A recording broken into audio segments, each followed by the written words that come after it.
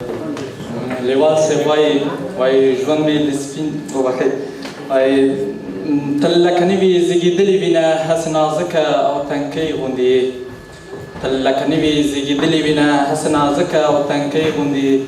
راشه د سترګو نه مې زړه ته راشه چې لکه اوښکه رانه ونرمېږي ما ته نه شي. ښاغلو اغلو مشرانو ادیبانو استادانو هنرپالو سلامونه او نیکې هیلې به ومنئ. خوشحاله یم چې په دې محفل کې بیا سره یو ځای یو او ډېر ښاغلي مېلمانه لرو درته او دا ویاړ موږ ته غمخور صاحب راپورته کړی الله تعالی دوی موږ ته لري. نو د ښاغلو مېلمنو په اجازه شاعران خو نه یو خیر چې څه لیکو هغه به سره شریکوو. نو یو غزل لرم ورپسې یو وړوکی شانته سپین شعر دی که اجازه وي د دریځوالو غزل دی. وایي سپوږمۍ تر ورېځ ښکاره شوه او ما ګورې لکه ته سپوږمۍ تر ورېځ ښکاره شوه او ما ګورې لکه ته په غېږ کې مې رانیسې له هر لوري لکه ته قربان یې له ځلا شم ډېر خیالونه ماته راکړي قربان یې له ځلا شم ډېر خیالونه ماته راکړي د شپې راته سترګک وهي د ستوري لکه ته او رایاد دې کړي جانانه د ستا راپاندې شونډې رایاد دې کړي جانانه د ستا راپاندې شونډې تصویر چې په اوبو کې داسې کوري لکه ته بس پلونه یې دې پاتې لاروی په خپله نشته بس پلونه یې دې پاتې لاروی په خپله نشته شیبه د مخه ناست و تر د سیوري لکه ته اوس ځکه خو ځدران ته دی غزلو لاس ورکړی اوس ځکه خو زعفران ته دی غزلو لاس ورکړی پیدا یې دي خواږه خواږه څو توري لکه ته.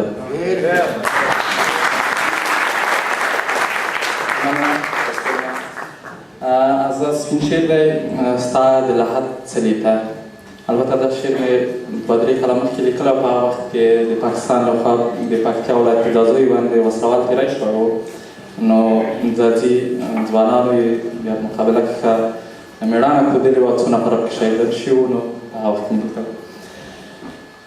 ای د وطن د لوړو غرونه بازه ای د وطن په ننګ شهیده سلام ستا له سپېڅلې عقیدې او ټینګ ایمان نه قربان ستا د سنګر د هر غازي له هره ګریبان نه قربان